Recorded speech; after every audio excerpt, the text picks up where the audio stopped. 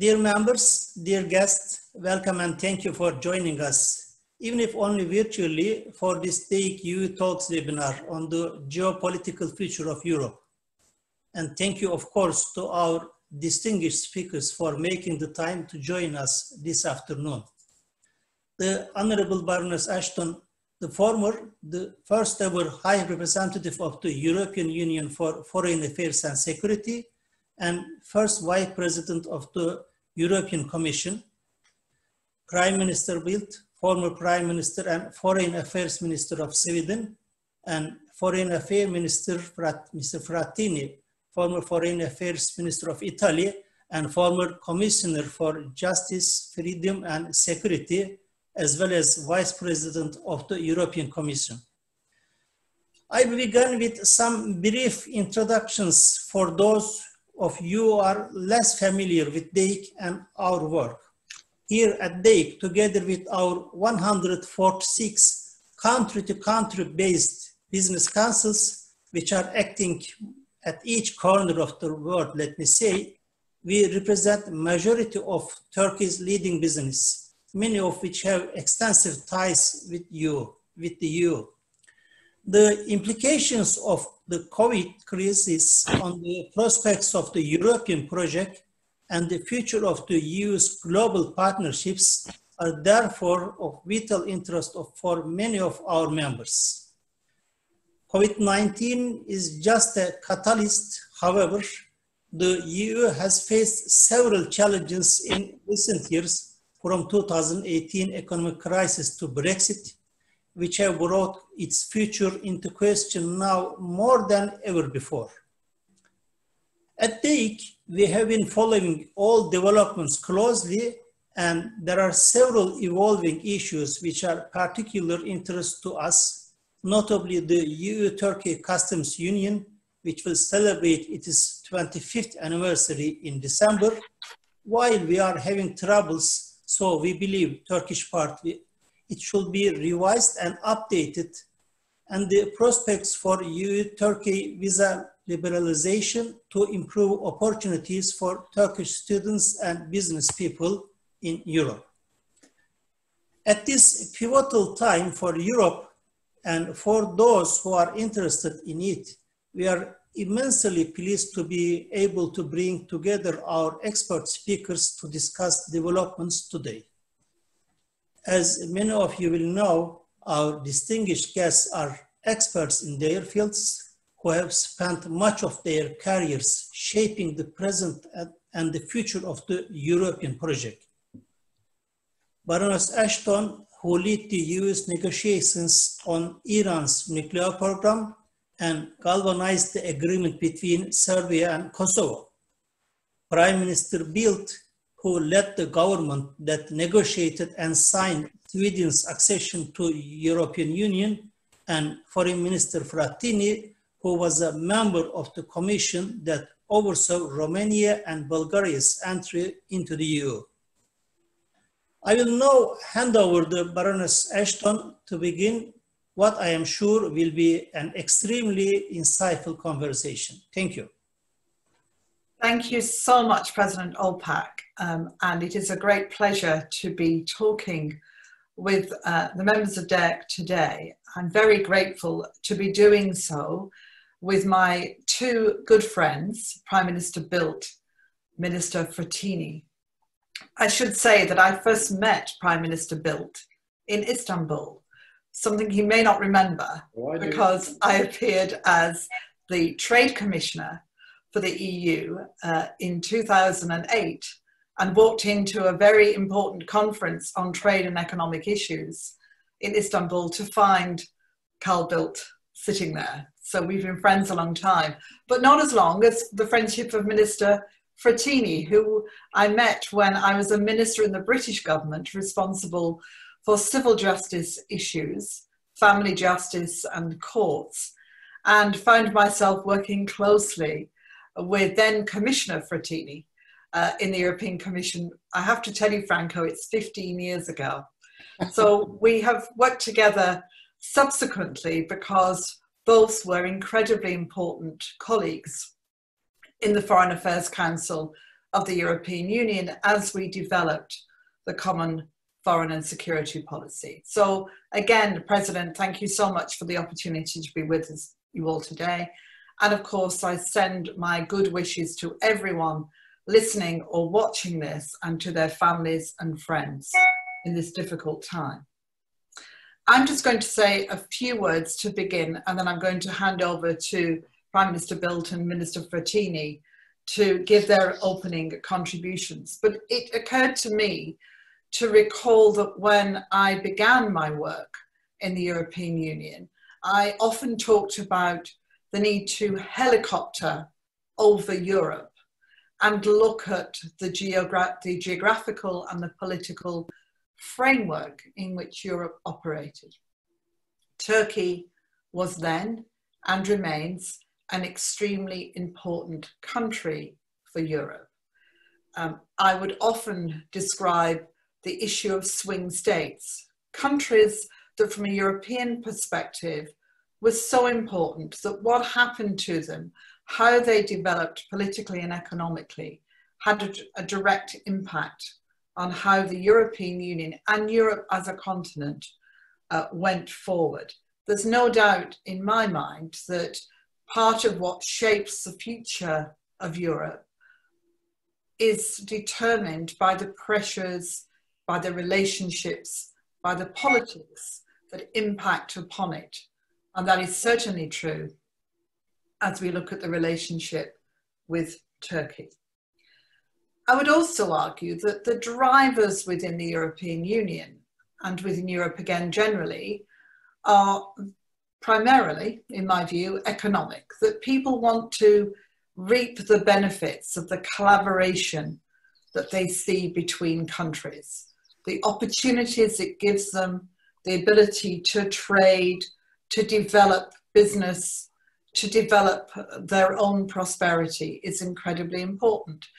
I know we will talk about Brexit, but one of the key factors in Brexit were communities who did not recognise any benefit, as they saw it, from being part of the European Union, did not recognise some of the things that we would all naturally think of as being significant and important contributions that being members of the EU would bring. And that of itself is something that other nations, I'm conscious, are aware of and are thinking about as they look at their populations, no more so in a time when a pandemic is altering how communities are able to respond, and of course having such a dramatic impact on business.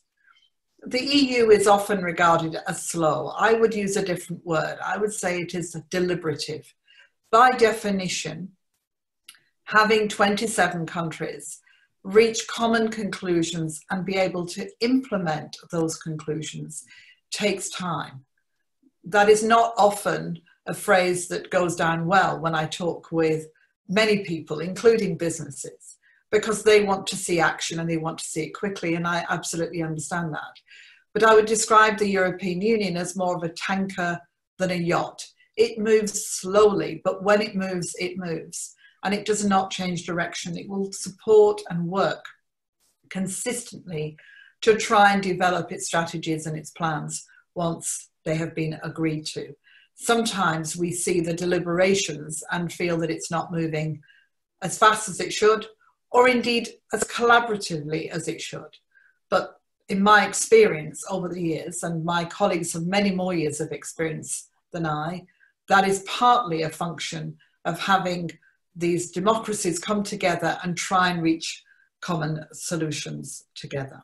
So as we think about the implications of COVID-19 and the future, it is very clear to me that trade, economic growth are going to be extraordinarily important, not just to Europe, not just to Europe's neighbourhood, but obviously globally. But there will be implications of how we tackle this pandemic in terms of how we go forward. And as we talk through the helpful questions that people have put forward, and which I have a consolidated set of, I think we'll be able to look underneath that. So again, thank you so much, Mr. President, for inviting us.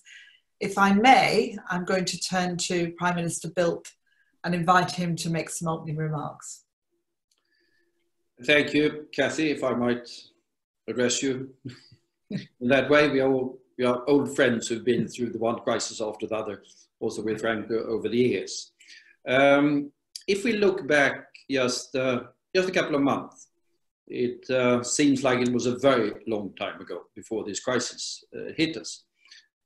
We can't say that the global situation was in a very sort of good situation. We had seen the sort of multilateral institutions being undermined in the one way or the other for a prolonged period of time. We had had an element of trade tension, primarily between the US and China. We had fairly slow growth figures, not spectacularly bad, but not spectacularly good either. There were rising concerns about global stability in quite a number of areas. And now this hits us.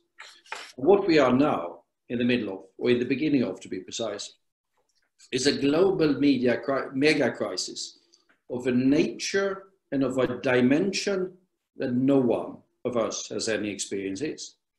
It is different in two important respects. First, the depth of it, no question about that. If you look at just first, we have a health crisis. We have a virus that is immensely globalized.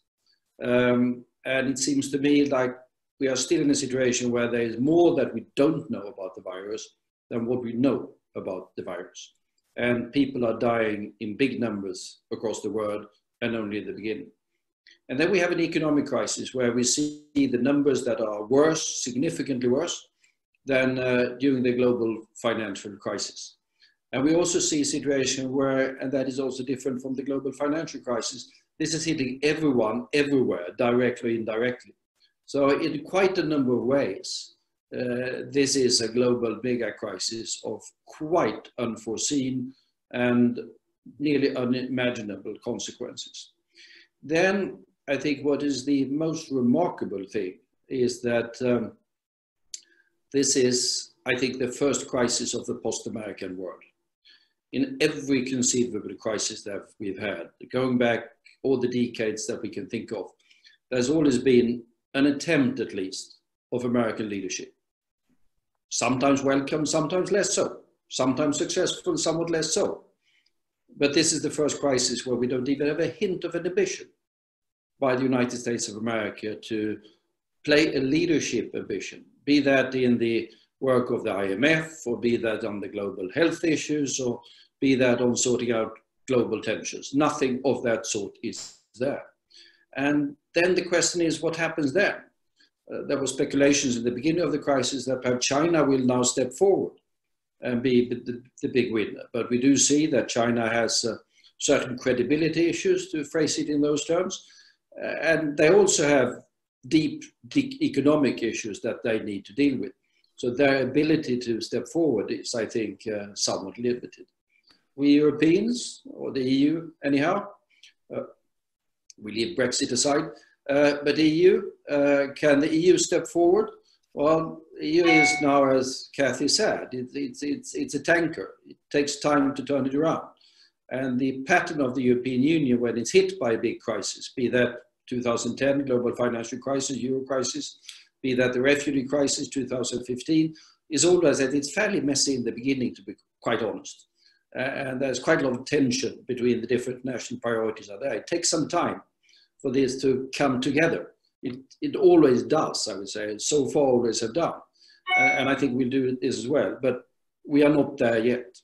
I think there's an important thing happening in Brussels today, video-wise in Brussels, where the EU is now taking the lead on trying to get 7-8 billion euros for vaccines, research, eventually production, eventual distribution, and to prevent that after all of the tensions that we have now, we also enter into a vaccine war between the different parts of the world.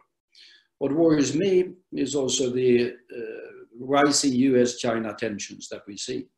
One would have hoped or thought that a crisis of this sort would have led to the world coming together.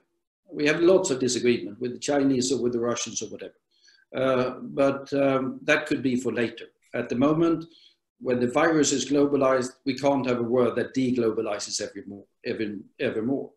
But it looks like in the United States or in Washington or in the American political system, they are more interested in sort of aggravating conflicts with China at the moment as part of their domestic political battle prior to November. And that has worrying implications for the future. Because if we were to go, when we finally at some point in time enter some sort of a recovery phase, if we were to go into a new phase of trade wars, then I think the risks are going to be very severe of us entering into even more severe problems from the global economic point of view. Finally, just echo what Kathy had to say. From the point of view of the European Union, the world is a big place, but the neighborhood is the neighborhood. And what happens with the countries on the Balkans, with the Eastern Partnership, with Turkey, with some of the countries in North Africa, directly relates to us, security-wise and economic terms. And that's why I think it is good that there is now an intensified dialogue also between Ankara and Brussels. There are numerous issues, political and others, that are sort of sensitive and difficult. But the fact that there is now an attempted new dialogue is, I think, one of the few positive things that we can see in this particular situation. I leave it by that, and I think hand over to Franco and Rome. Thank you very much. Thanks, Carl. Many thanks, President Olpak, for giving me the opportunity to express some points of view after what my dear friends and colleagues, Kathy and Carl, just said. I have 3 points. My point number 1 is on European Union. My point number 2 is on some trends I'm seeing as coming from a country which is a founding father of Europe and a Mediterranean country at the same time. And my third point is what is the perspective for Euro-Mediterranean and neighborhood cooperation. On European Union, it has been said already by Kathy and Carl, very often, not only during this crisis, this virus COVID-19 crisis, but even before, during the migration refugees crisis, Italy has been very often disappointed by what Europe decided, Brussels, I would say, activated in terms of concrete results, and so on and so forth. But I have to say, I'm much more happy to see a member of European Union than outside Europe. Now, Europe is an entity, not only, I would say, an ideal, but a concrete achievement that protects and progress and promotes growth and welfare of millions and millions of people. So in this very moment, while many of us, including in my country, blame Europe for being late and slow, I have to say, let's calculate, let's look at the costs of not having Europe in this moment of terrible crisis. I'm not entirely satisfied about what Europe has decided. I'm not entirely satisfied by the level of solidarity shown so far, although some important initiatives like the ones taken by the European Central Bank and the ones that are in preparation at the European Commission, like the so-called European Recovery Fund, looks very promising. But what is important to say, it is the moment to strengthen Europe, not to weaken Europe, because we cannot imagine to compete in a moment where there could be the possibility of further trade wars worldwide, to have Germany, Italy, Spain walking alone. It's absolutely impossible. Even the strongest and the biggest European country is too small compared to the giants, United States, China, India, and so forth. So my first point, let's stay united, let's strengthen Europe and help Europe to deliver, because we cannot deny in many categories. I think about the Italian industrialists, for example, they are not satisfied about the, I would say, quick reaction concerning liquidity. They are not satisfied about the banking system capacity, not only of sending loans, but also to provide grants. So many categories are, I would say, not entirely satisfied, but I think in this very moment, acting united is the key. My second point concerns a general trend of our economies. I'm looking at that phenomenon again in my country, which is the third manufacturing country in Europe. And the trend is the following. I can say, well, the pandemic is some kind of third world war, but we are all on the same side. So the key is cooperation.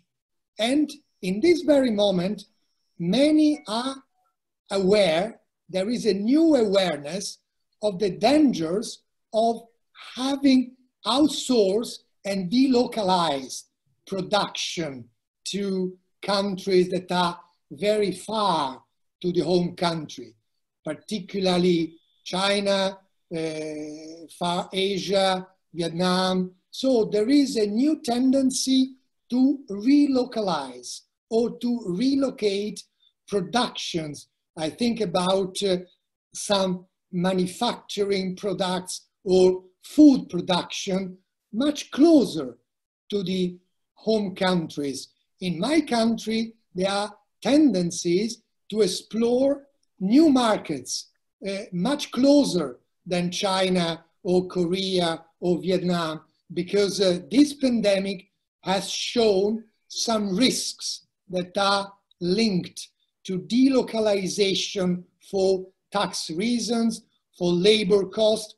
Understandable, but now there is a new tendency to regionalization, relocalization. In this trend, the wishes of a new cooperation with countries like Turkey, for example, is again on the table, because no doubts, labor costs are lower, opportunities are very good, and it's much, much closer and reachable than China or Vietnam or Korea. So new tendencies are increasingly important to the consideration of the business association in a number of countries, and first of all, in my country. My point number 3 is about, I would say, what is necessary to manage this very difficult world where, as Carl rightly said, we have to work for cooperation, despite the very divergences and different points of view. Russia, China, even the current American administration, we have very different points of view, but nevertheless, it's time for cooperation. It's not time for confrontation.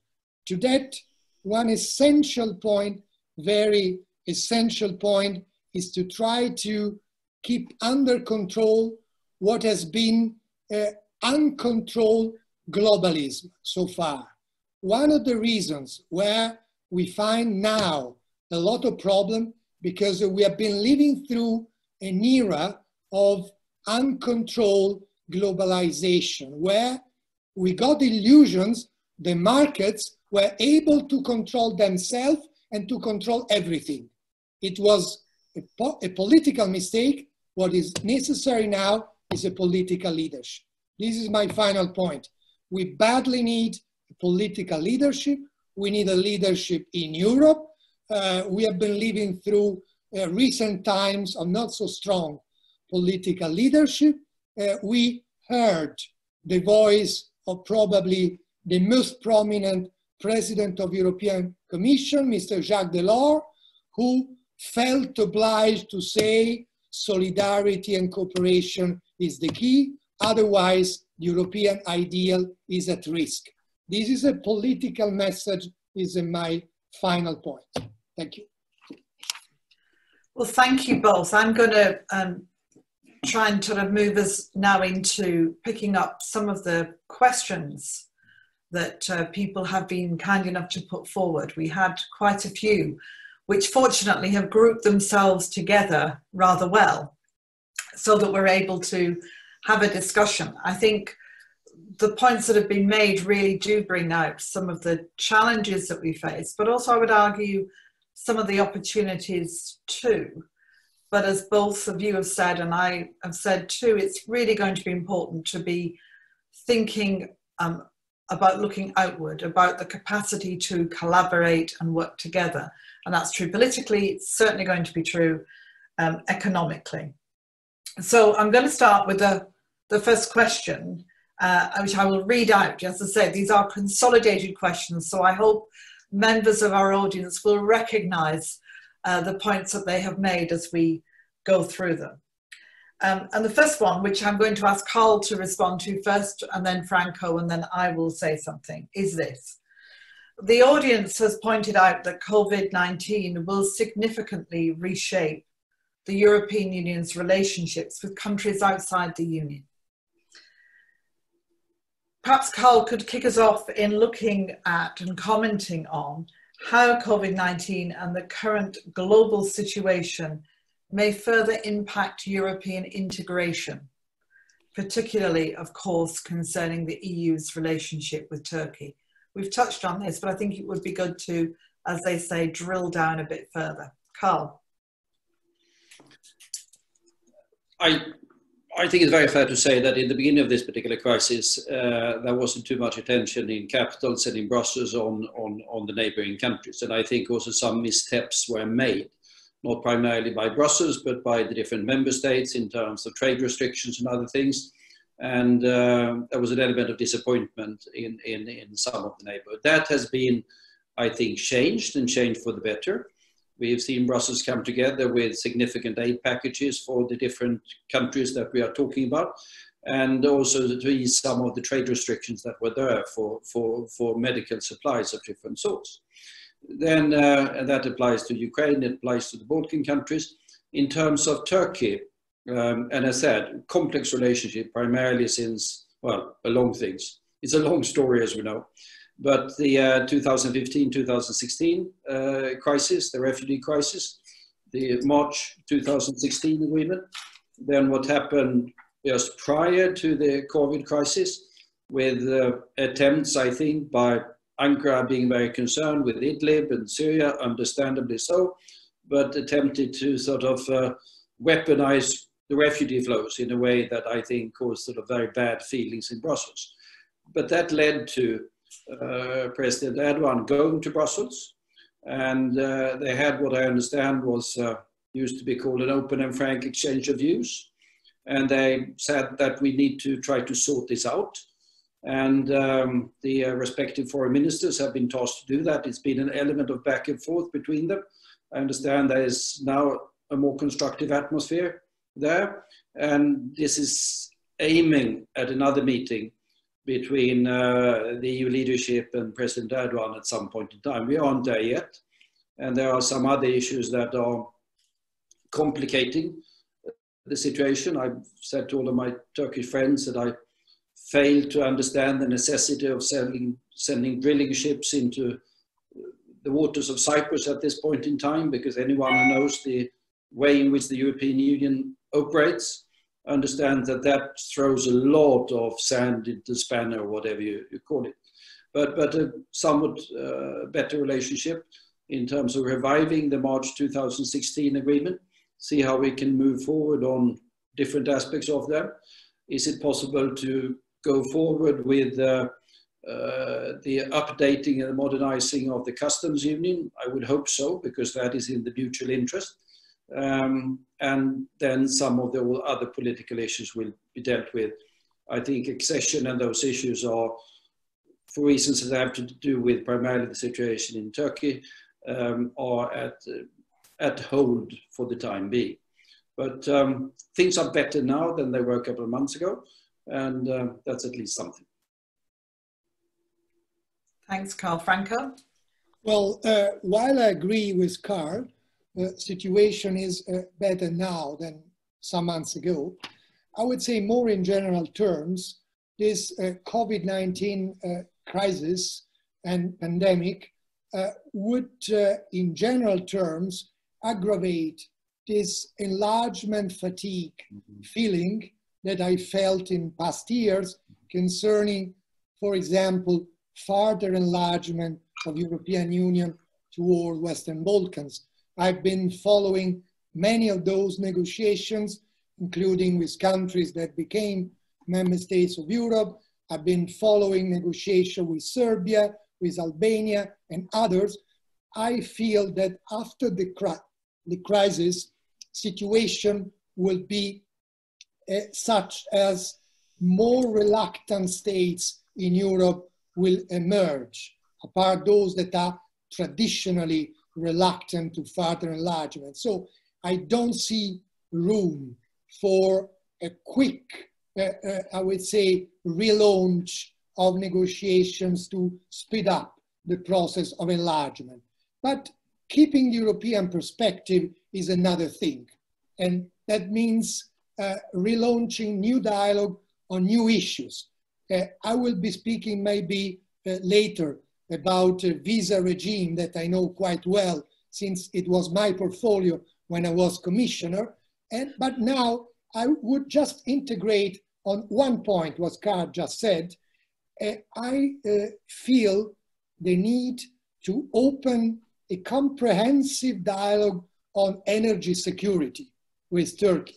Europe and Turkey need to engage in a new dialogue because a new thing happened.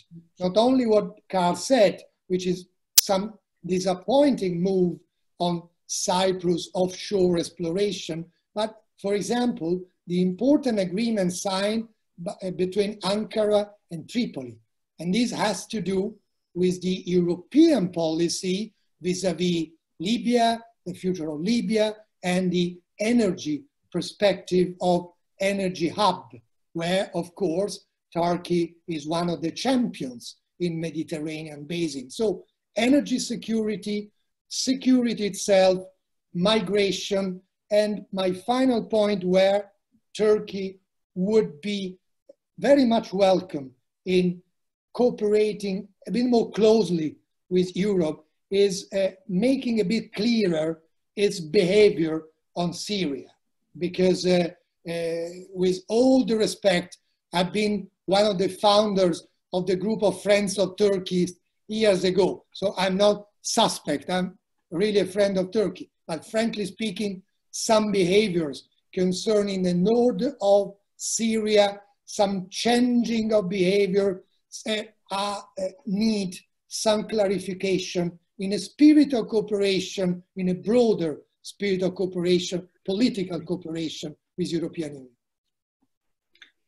Thank you, Franco. I'll just add a couple of points which really reinforce what both of you have said.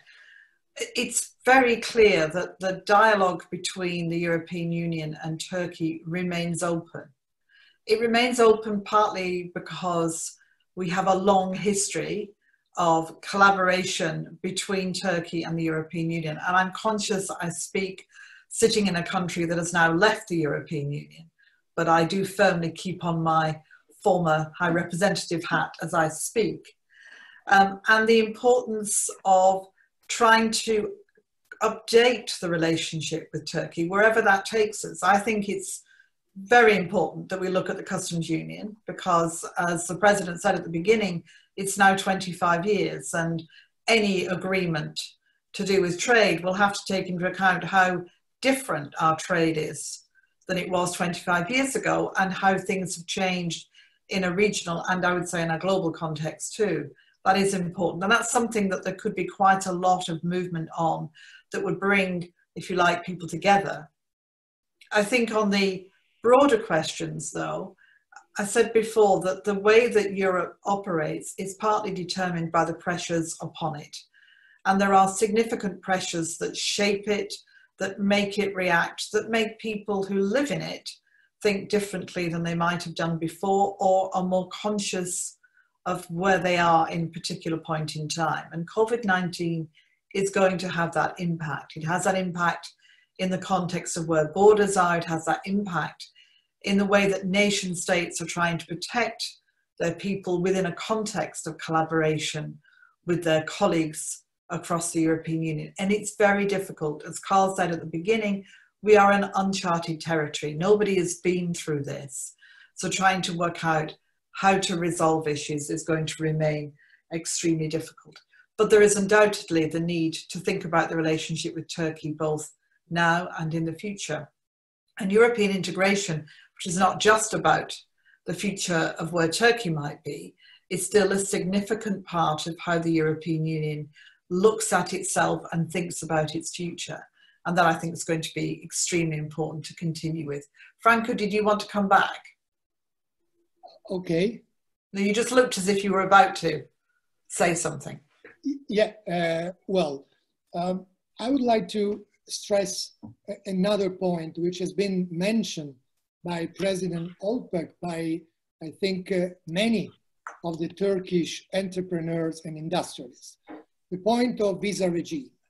This is one of the key points where, despite all the difficulties, despite all the misunderstandings, we need some step forward. I'm saying so because I was in 2007 as Vice President of European Commission in charge also of portfolio of freedom of circulation, the initiator of the visa-free policy for Western Balkans. I have to tell you, but you know better than me, this was probably in the past years the most powerful message to ordinary people, to people living in Serbia, in Albania, in Montenegro, that Europe was there. European Union was closer, was opening the doors to the people that want to engage, want to promote exchanges of students, of business people, and of course, while catching criminals and protecting our borders. I know the long story of the visa-free negotiation with Turkey. I have to say, Europe has been making some mistakes because Europe has been running the risk in some moments to politicize visa regime, procedure and negotiation. Because I know perfectly that we went very close to finalize the agreement in a moment where, Carl, remember, there was the agreement, European Union, Turkey, on how to manage migration and refugees flows coming from Syria. In that moment, we had envisaged a package, including green light to visa-free regime. That unfortunately, there were those that were reluctant. Okay, look at the progress in terms of human rights, rule of law, democracy, so on and so forth. And there was a stalemate again in the procedure. This is one issue where, with no big efforts, I would say Europe should go ahead. Europe should show the capacity not to make a concession, but to play for its reciprocal interest. Turkey and Europe are equally interested in abolishing barriers to freedom of movement, because it is clear we are not talking about a country from which there are flows of criminals coming into Europe. The same was in the case of Albania, when I had to defend my decision to open the way for visa-free to Albania. Many blame me, oh, it's a land of criminals. And we know better than others, Albania is not true, it's a land of criminals. There are criminals, they are everywhere criminals. I'm a judge in Italy, I'm dealing with mafia, I know very well what a criminal. So Turkey does not pose any kind of problem on that. So I would focus on visa-free regime and how to finalize as soon as possible. Carl, I think you're going to introduce the next question, which will try and flow into this, if I'm right. Yeah. And that was what? I forgot. Are you going to, should I introduce? Yeah, Carl and Kathy, yes. Could I just add to what You what can, Frank and then we'll move on to another set of questions around Brexit, but go on, please. No, yes, add to what Franco said, which I essentially we thought we were making quite a lot of progress on the visa freedom. I mean, there's one outstanding issue, and that is the anti-terror law in Turkey. And I think there's been an amount of movement on that, but clearly that would be important. Then also underline what Franco said, a dialogue on the entire situation in the Eastern Mediterranean. The Eastern Mediterranean stretches all the way to Libya, absolutely. Because if you have a deterioration of the situation, both in Cyprus and Greece, which are two member countries of the EU, that tends to block, both Kathy and Franco and I know that very well, how it works. That tends to block the possibilities of the EU to move forward on the other issues. I think those are two messages that I think the three of us would agree with. Yeah. Sorry, Kathy. No, not at all. I mean, I'm going to move us on a little bit because I want to cover as much ground as I can from all the different questions, and we'll undoubtedly not cover everything. But a number of people inevitably wanted to think about Brexit and to ask about what that means. I will start for obvious reasons, not least because I'm sitting in London. But I think for the members here, they were interested in what we thought about how the negotiations would go and whether we thought that Brexit was a trend as opposed to an exception in terms of what would happen. So let me just have a go at that, and then I'll hand it over to Franco first and then to Carl.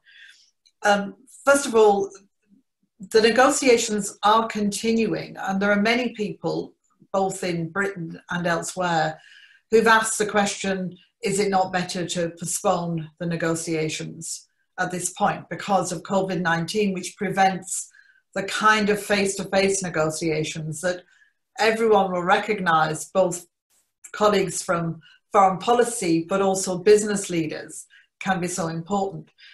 I think the reason that the government is pushing forward is because our economy and our business leaders have been, for some considerable time, uncertain, to put it at its mildest, about what the future would actually be.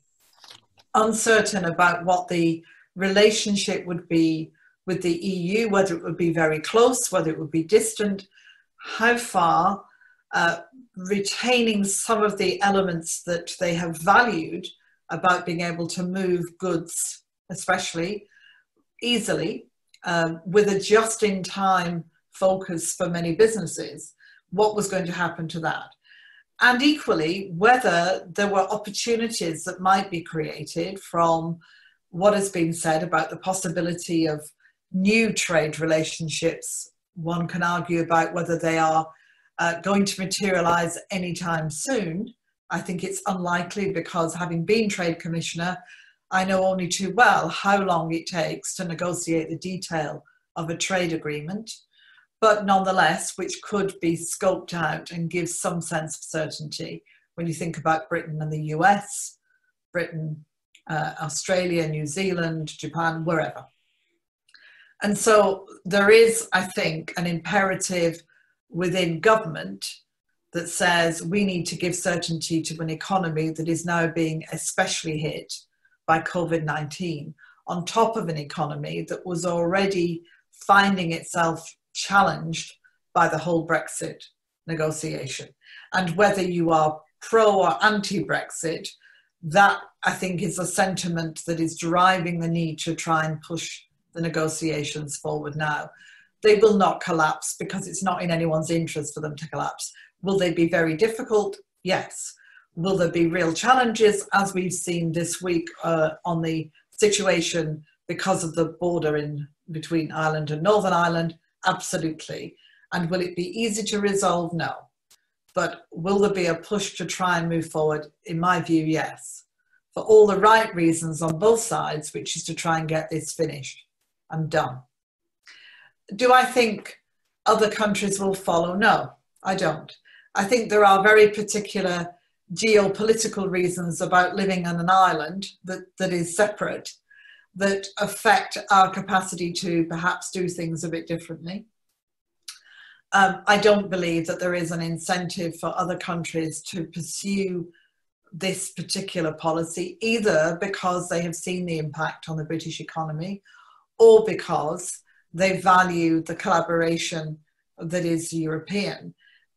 What they may do, and we've seen this across Europe, is instead of seeing Brussels as the hub around which European ideas can be tested, where ministers can come together and form common views, where the Commission can take its mandate and work to find integrated solutions to problems, Brussels, instead of that, has become the negative, has become the place where bureaucracy rules, where things are done despite the interests of member states, and where people exist in order to simply attain power unto themselves, which all of us who've worked and been around Brussels know is not the reality, of course, at all. But nonetheless, there is an issue for Brussels about communicating itself, I think, out to the people. And of course, the broader question about European communication about the value of being part of the EU, which we know from the campaign that was run to remain in the EU is a challenging thing to do if you have populations who have been told for a very long time that there are no benefits, and who come from communities where the benefits are not obvious, where you live in communities that have not seen the benefits that we can all talk about writ large, or seen in very clear terms from where we sit. They're not obvious at all to them. They don't see the benefits of free movement. They have lost industry, probably not to Europe, but they have lost it nonetheless, who've not seen investment, who've seen crumbling infrastructure, and who do not see that the European Union has brought them the promise that they all believed in, if they ever did, long before. Plenty of people who think leaving is about sovereignty, about determining your own rules, who think that Brussels is an engine that operates independently of member states. Again, the truth of that, of course, is very different, but who would want to see sovereignty retained, but combined with people who feel that they have not seen the benefits of that. And these two groups of people, those who would see it as a sovereignty issue and those who see it as an economic issue who've not benefited, don't necessarily normally fit into the same political grouping, but in this occasion have, in a sense, come together around a common theme, which is seeing the European Union as a negative, not a positive. Yeah.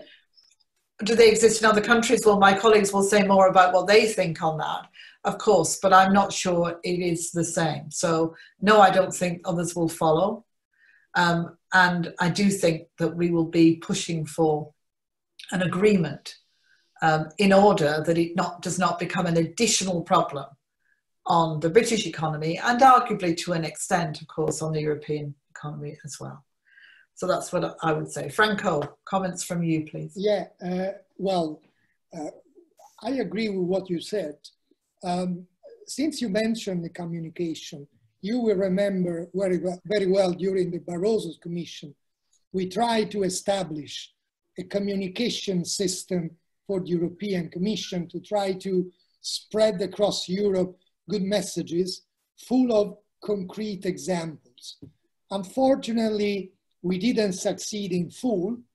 Our colleague Margot Wallström, Carl knows her very well. She was the vice president in charge of communication, among others. And of course, we didn't succeed in full to persuade ordinary people about Europe, I would say, capable to deliver. In these very days, if you ask the majority of Italians about would you like what Europe is doing to help you in a moment of crisis, the large majority will say, no, I'm unhappy. But if you put another question, did you like the Italian government blocking and closing the borders with Austria, with Switzerland, with France? No, no, no, no, no, I don't like at all. I want to be free to go through the Brenner Pass and to go to Austria freely or to Nice freely with a truck, with the trade and so on and so forth. So if you make a concrete example of what would represent not having Europe, people understand immediately. So what is necessary is that Europe is capable to, I would say, make examples and showing capacity to deliver. The examples you have made about people that don't see results, it's in a very short phrase of Mr. De Gasperi that everyone knows. During the presentation of the post-war government to the parliament in Italy, he said, politicians look at the next elections, statesmen looks at the next generations. This is in a short, is the difference.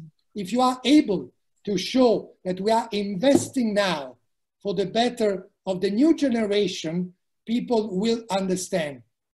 Otherwise, you are seeking for votes. You are not seeking for the good of your country. This is difficult, and this is why I mentioned the political leadership.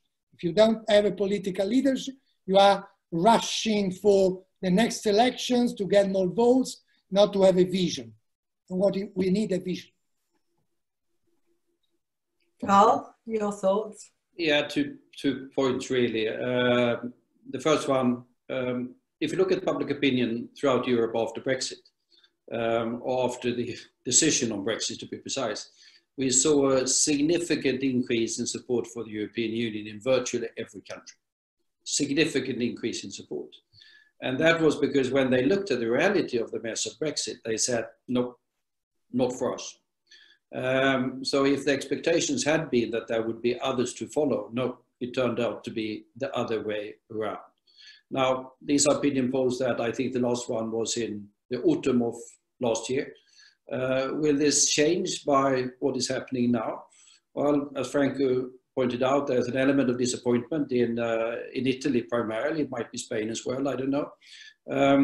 There are very different expectations on the European Union in different countries. If I look at Italy, Italians always expect the EU to be able to deliver more than I think the EU is able to deliver. While my own country is rather the other way around. Don't expect anything. And the truth is somewhat in between. We need the European Union. We can't do without it. It can't deliver everything, but it can deliver quite a lot. And if you try to leave it, then you end up with sort of the Brexit mess. Second point on the relationship with the United Kingdom, which is very important. The United Kingdom is an important European country and will remain so. And we have a profound interest in a strong and enduring relationship. I mean, I think we all know, but it's worth repeating that they haven't left as of yet. I mean, they left all of the decision-making institutions in Brussels, but they're still part of the single market, they're still part of the customs union, they're still part of the legal space of the European Union. And the negotiations are now ongoing on what happens thereafter. I do hope that they will be conducted in a constructive way. I think it's very difficult to do by video, all of it. I think they're heading into crisis over fisheries of all issues. And I do hope that they will end up with a relationship between the European Union and the UK, which is at least as strong as between the Turkey and the EU. At the moment, if I listen to the UK government, they're aiming for something that is less than Turkey, which I think is really to the detriment long term of both the European Union and the United Kingdom. So I hope that there will be some sort of a shift in a positive direction that is very much in our mutual interest. We shall see. I think, I mean, as I said, there's no question that the negotiations are going to be pushed now. but I think all the comments that have been made add to the flavour of just how challenging it's going to be. And it is, if I might add that, I think it's difficult to conduct long-term negotiations over video links. I mean, the three of us who've been through endless meetings of the Council of Ministers in the EU, we know that, yeah, you can sit around the table and deliver your speech, but in order to reach a sort of conclusion, you often have to go around the table and have informal discussions in the corner with 3 or 4 colleagues or with one or the other. That's the way in which you move things forward. And that is the same with negotiation of that sort.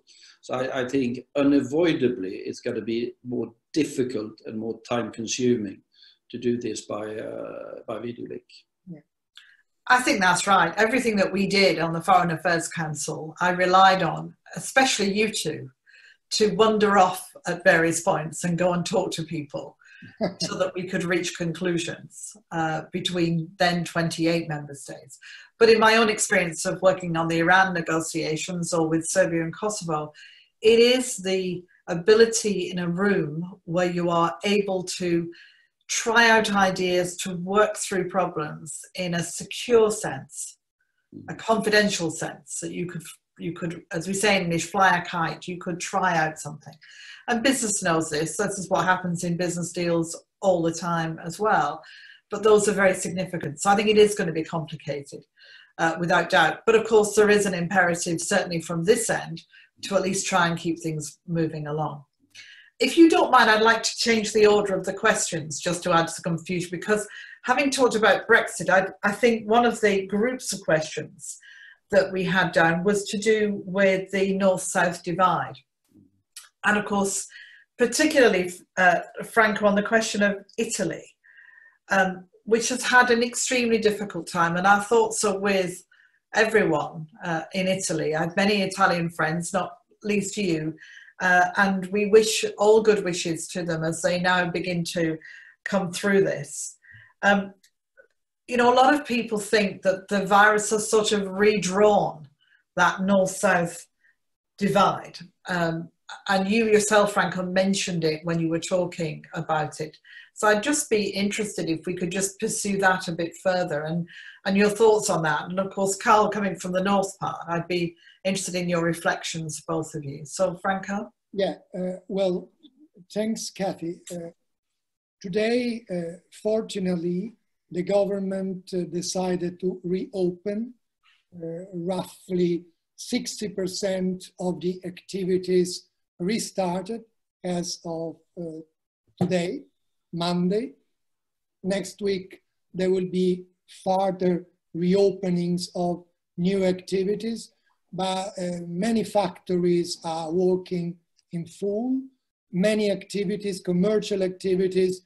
I myself have been going to my office in the Supreme Court all the weeks despite the lockdown, because the government has decided wisely to keep alive all the urgent cases to be dealt with despite of the crisis.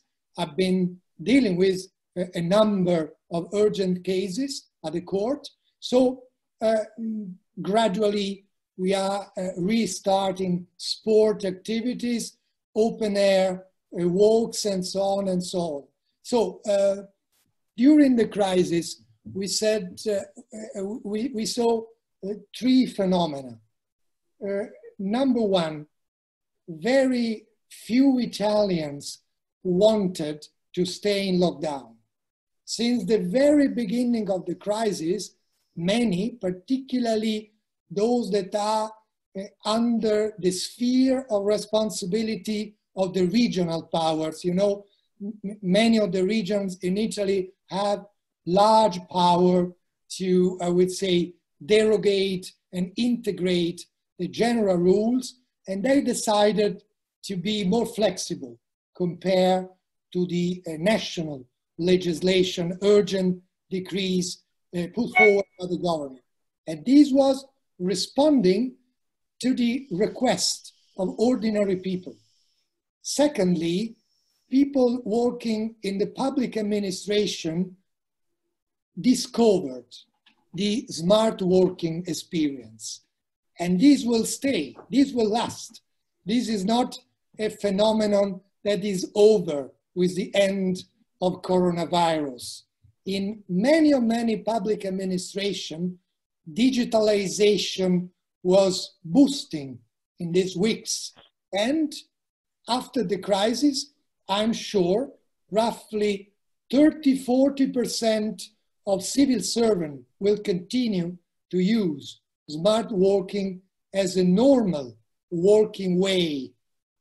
I'm not meaning they will no longer go to the office, but they will use much better and much more than in the past the new, I would say, digitalized opportunities for working by remote.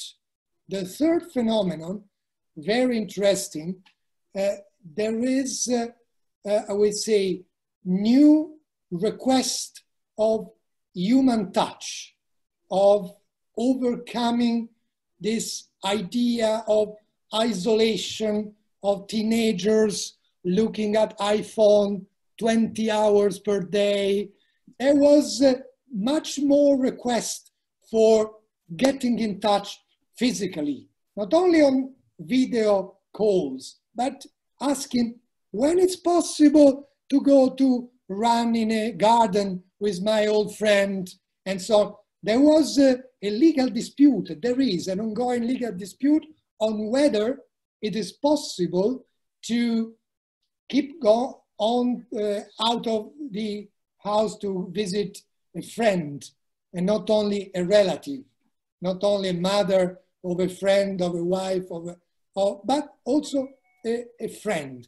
Is a friend a person whom you are entitled to reach in this moment?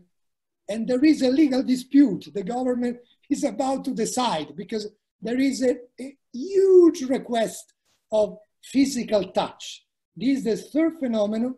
And the final one is that we are rediscovering much more than in the past national pride. I'm afraid there will be those who will try to drive towards new nationalism. We have to resist to the tendency to transform national pride into nationalism. Only Italian, only Italy, because Italy above all the others, that would be dangerous.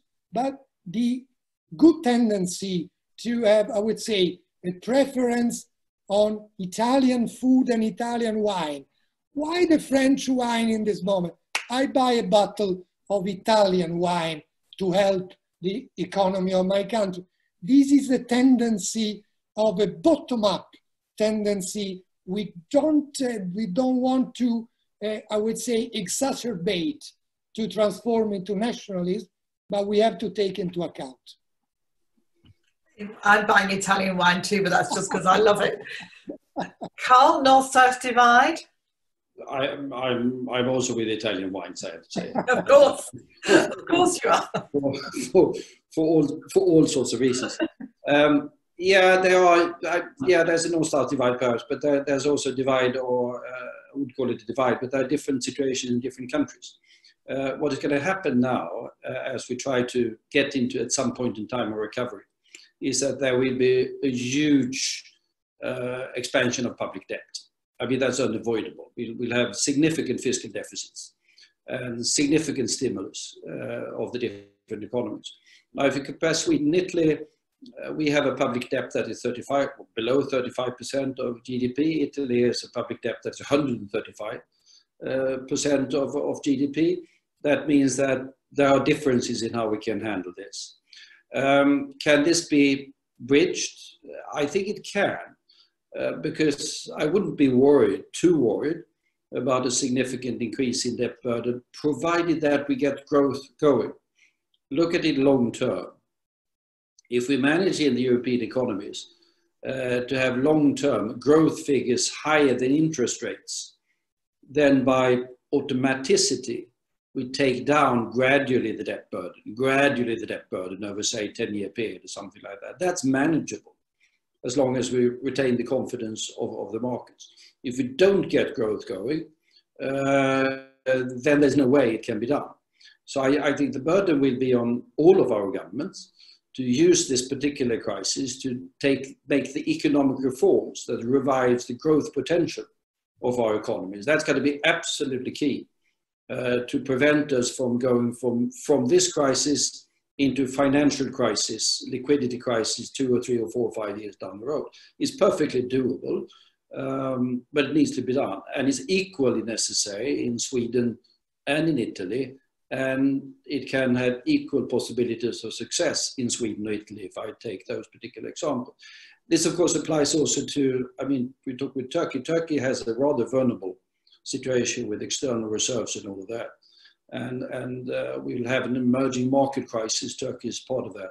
That is also going to impact upon us, where we will also have the necessity of reinforcing the global financial instruments that will be available to help the different emerging market countries to handle the significant financial issues that will be there in the next few years. But as said, we are in a slightly different positions to all of the 27 countries, but there is no reason why we shouldn't be able to solve this together. And I will take a further glass of Italian wine this night. If I may, Kathy, yes, please. Talking about economics, because I didn't mention this point, it is absolutely clear that Italy has extremely high public debt, but Italy has extremely low private debt, about 35%. So one of the issues that are at stake is how to encourage Italians to invest on Italy.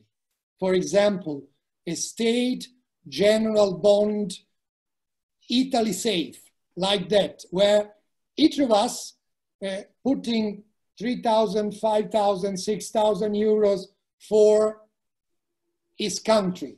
I would say investing for a long-term bond could, I would say, accumulate some 200 billions of euros. This is quite important because these are not grants.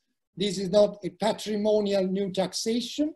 This could be a national bond to rescue Italy. This is one measure that the government is reflecting on, and which is very important. And the second one is a very strong push to simplifying bureaucracy, which is very weak point for my country. For example, how to suspend a number of rules concerning public tenders. There is 2 elements. It's absolutely, just to give you an example, the famous bridge in Genoa, who collapsed in the summer 2018, will be inaugurated in 1 month, not in 10 years, in 1 month. Less than 2 years, the new bridge is operational. Why? Because there was a special law suspending all the general rules on the public tenders to simplify all the procedures. Is that possible for all infrastructural projects? Maybe. I make, I would say, a doubt argument. What about organized crime? Penetrating in that legal economy, huge flows of money. So we have to take into consideration simplification of procedure in public tenders and infrastructural projects while preserving from infiltration of organized crime. And finally, we already succeeded in creating a new channel for small bank loans for small and micro enterprises up to 25,000 euros in 3 days. That's good impulse to the liquidity. So it's not possible to cut overnight public debt. It's possible to use for the good private debt, which is very low, and it's possible also to reduce bureaucracy. It's interesting for me because there's obviously a lot of innovative thinking going on in every country that you talk to.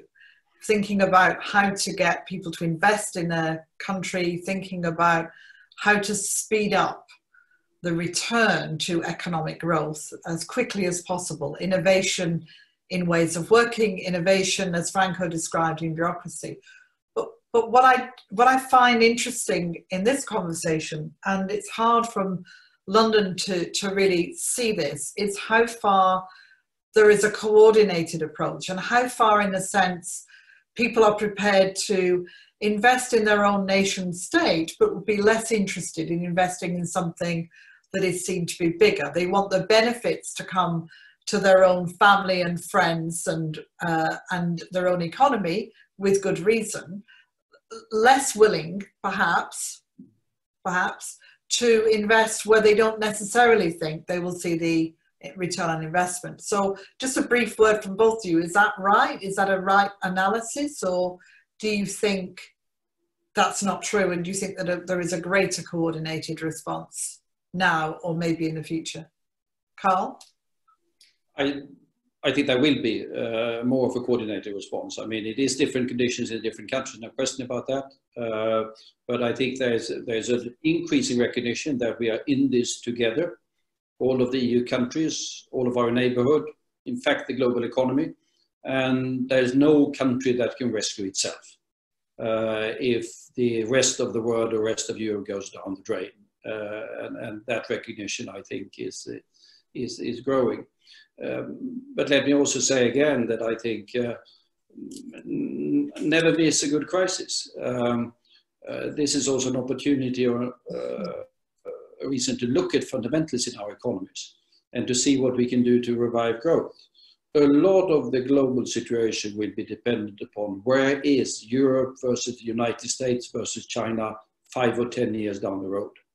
And that will be dependent upon how we manage to revive growth in US, Europe versus China. And crisis could be an opportunity. I remember my own country 30 years ago. We were in sort of deep hole, and we did a lot of things, and we got 25 years of growth. Look at Turkey 20 years ago, to take another example, when you went through a major crisis and did sort of very major reforms. And that had a profoundly positive impact on the development of the Turkish economy. And I think we'll all have to look at these things in order not to go back to where we were, because the world is going to be different. The world is going to be different. And we need to be more conscious of the need to be really competitive in order to not to be locked into very high unemployment and low growth figures for all of the European economies. That I think will be more in focus in debates in the months ahead, I think. Yeah. Franco, anything to add? Well, I think what you said, what Carl said, is what should happen. Concerning my country, I see the biggest party in the ruling majority, 5 stars, even hesitant, if not against, using the European mechanism of stability. Not one instrument has been created exactly to help states in need in case of crisis, not for this crisis, but for other crises, and even more for this crisis. But nevertheless, they are representing the most important party in the ruling coalition, having the Minister of Foreign Affairs, for example, and nevertheless they are against. Those that are more aware about the importance of working together and having a coordinated approach are focusing on 3 areas, which are, in my view, the important ones where Europe can play a role. The first one is infrastructures.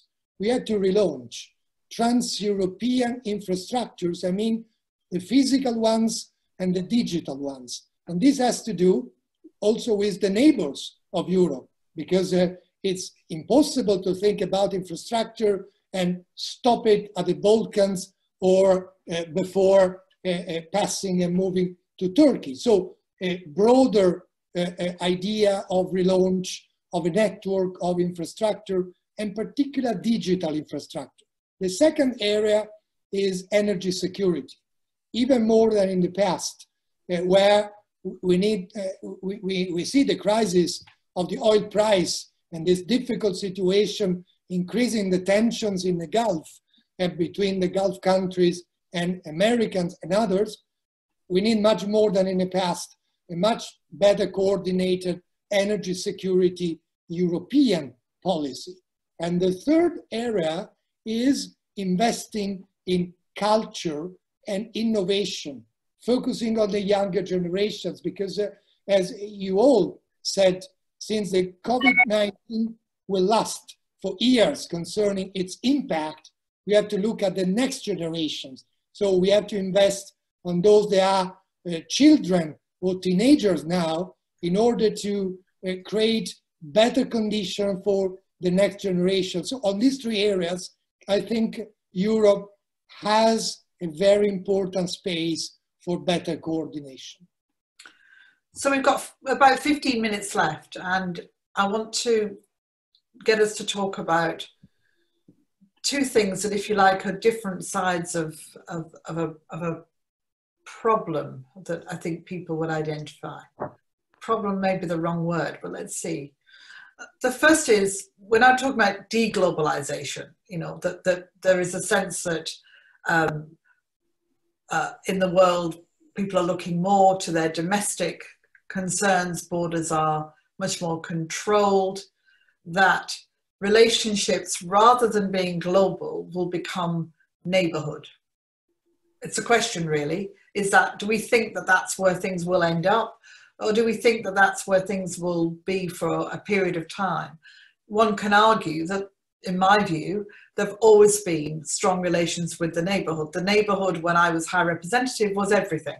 How we got on in the neighborhood, what we did with our neighborhood, how we responded to its own problems, and how we took our domestic issues and thought about them in the context of our neighborhood was of enormous significance. People also talk about the superpower vacuum, that we don't have American leadership. Carl, you talked about this earlier on, that there's a sense that America would be usually, or at least in our experience in recent times, much more on the front foot, much more trying to provide a sort of global leadership. Whether it should or should not is a question. More so than the institutions. So should the World Health Organization be doing more of that, and so on. And of course, we talked on a number of times in this conversation about the role of China. And where China will be in the future is, of course, part of that. So in geopolitical terms, our area that we spend our lives thinking about, though I know you spend a lot of time judging now, Franco, so that's different. But there are questions about whether countries are going to look more inwardly, whether they're going to become more regional in their outlook, whether this is about a different kind of globalization and a more thought out globalization rather than it being left to find its own level, and whether we're seeing a change of superpower focus. For myself, I know that long ago I thought it was such an important moment for Europe when America thought about pivoting away from its role in Europe and talked about looking more towards China, towards Asia, that actually it was in part a recognition that Europe was taking more responsibility for its own issues, for its own neighborhood, for its own development. So, you know, I would say that the removal of the obvious superpower from the world stage, not forever, not completely by any stretch of the imagination, but gives a bit more elbow room maybe for Europe to be able to develop its role. And I'd be interested in whether you think that's right and what kind of role that would be in a world where globalization as we knew it may be changing. So let's start with Carl. Well, a neighbor is always a neighbor, and your region is always your region, and those are going to be the priorities. On the global scale, yes, I mean, there's a risk of nations falling back in themselves in a situation like this, and tension accordingly building up, and that would be negative. Because if you look at the challenges that we face, I mean, the challenge we have a virus. The virus is immensely globalized, and we need to have a global answer. The next challenge is probably going to be, where are we going to produce the vaccine? And how do we make certain the vaccines is available to each and everyone that's needed? That needs global coordination. If that breaks down and we enter into vaccine war, that would not be a very good thing. Or remember the issue that was very much at the forefront of the debate just a couple of months ago, the climate issue. Well, it might be that emissions are going down temporarily, but that's temporary. The climate issue is still there. And that requires very close cooperation with the Chinese and with Indians and others. We can't do without it. And also look at some of the global stability issues in terms of finance. I think more than 100 nations have now gone to the IMF and asked for financial help. Well, we need to beef up the IMF, be that through our SDR or be that through something else in order to be able to help. That needs to be done. So I would argue that we need more of global coordination and cooperation in a situation like this. Will we get it? That's more debatable, unfortunately, due to factors that we have been discussing. Can Europe step up? Remains to be seen, but I would say Europe will have to step up. The three of us knows that it's easier said than done, and it requires perhaps using the instruments where we have more forcefully. It perhaps requires some new instruments, but I think we are in a global situation where it's unavoidable for the sort of well-being of our countries, including the UK, including Turkey, but also for us to be able to make our contribution to be that fighting the virus, be that fighting climate change, be that promoting global stability, or be that, to end with that, we have a Middle East, which is closer to Turkey than to Sweden, but fairly close to us as well, where trends are fairly bad, to put it mildly. And that will also require political action in order to prevent a further deterioration of a region where we already have wars in Libya, in Syria, in Yemen, and X numbers of other places, and with a significant risk of a couple of further wars. So, yeah, Europe will have to step up. Will it succeed? Let's see, but I think it has to. Franco? Well, I think in general terms, it's absolutely clear we should have more coordination. Also, I have the perception of somehow a superpower vacuum. Just to say, we didn't see so far, maybe I was not attentive, a clear position taken by G20, a deep position, studying, reflecting, putting forward a strategy, nothing. There are some tendencies. One tendency is the one that I mentioned on economics. There is a tendency to relocalizing a number of production chains. And this is a tendency, we like or not, will increase. There is an opposite tendency due to the post-coronavirus crisis. There is an increasing preference for works carried on remotely. And this is the result of expanding new instrument, digital instrument, and this would increase inequalities because not all the states in the world are able to provide system and networks, able to guarantee an equal participation of the world managed remotely or by remote. So different tendencies. In all this situation, Europe has an opportunity and a great opportunity by also strengthening ties with the neighbors in the south, the neighbor in the east.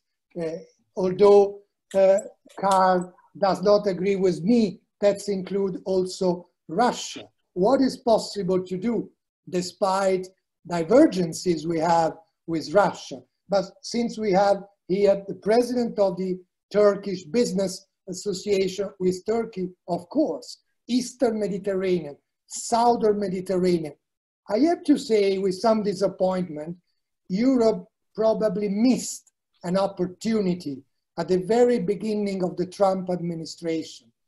When we realize the new attitude and the behavior of the new president of the United States vis-a-vis NATO, vis-a-vis European integration, why Europe was so reluctant to say there is a vacuum, there is a space to be occupied by European common security defense project, energy security policy. Probably we missed that opportunity at the beginning of Trump era. Let's take the opportunity of the post-coronavirus crisis to play a role, as Carl suggested, in Mediterranean, in the Balkans, at the east of the Balkans with Turkey at least. Carl, any response on Russia? Because we haven't mentioned the R word until now. I say a word. Yeah. No, we are. I think we are fortunate. I don't know. We're in a situation where Russia is not a major factor. Russia is not a major financial power. It's going to have its own difficulties now, because they have been very much hit not only by COVID, but also by the oil price war. To a certain extent, they launched with the Saudis. And that means that they will have reason to deal quite a lot with their financial issues. Whether that can lead to a resolution of the conflict with Ukraine, and there will be significant changes in their policy, I don't know. Let's hope. That's also important. Yeah, add to Franco, I don't disagree at all, but when you said Europe didn't step up, we did step up in one area. That should not be forgotten. Europe significantly step up on trade issues. Yeah. With the important agreement with South Korea, with Canada, with Japan, with Mercosur. So at the time when the US was retreating from free trade and open economy, Europe was stepping forward. And I think that was immensely important and might be even more important as we look ahead. Yeah. It's a perfect ending for me, because I signed the South Korea trade agreement when I completed it, and I opened the negotiations with Canada. So I will claim very little credit, but a tiny bit perhaps for that. But I agree, trade in the end is going to be such a fundamental part of this. Thank you both. Mr. President, I hope we fulfilled your ambition for this 90 minutes. We've got 1 minute left to go, which is always a good moment to prove that I can share something to get us there on time. Thank you to all the people who've been listening or watching, and apologies because, as always, Mr. President, I'm sure there were many, many more questions that we could have dealt with. We tried to consolidate from the 30 questions as many as we could into those themes. And for me, it's been such a pleasure to be talking to two of my favourite people who've done so much to try and enhance not just the role of Europe, but actually to help solve some of the most difficult problems in the world. Mr. President, we bid you thank you very much. Thank you. Thank you so much, Ernest. Just a second. Thank you so much for behalf of DEİK and our members. I would like to thank to our distinguished panelists also. I believe it has been a fascinating discussion that has given us much food for thought. I'm not going to speak about the topics we have already discussed, but I believe those were the issues that Turkey and the DEİK members have strong interest and will be affected by whatever the outcomes. Again, before thanking again, I just want to announce that as DEİK, we are also programming B2B meetings as well as more than 140 video calls and webinars so far we had. It seems that this is the new life we are going to continue at least for a while. And perhaps we should reconvene in 3 months' time to discuss the same topic together with you. It might be well a completely different landscape. Thank you again. Thank you very much, Mr. President. I think we'd all love that. Thank you to everyone. Bye-bye. Bye for now. Bye-bye. Thank you.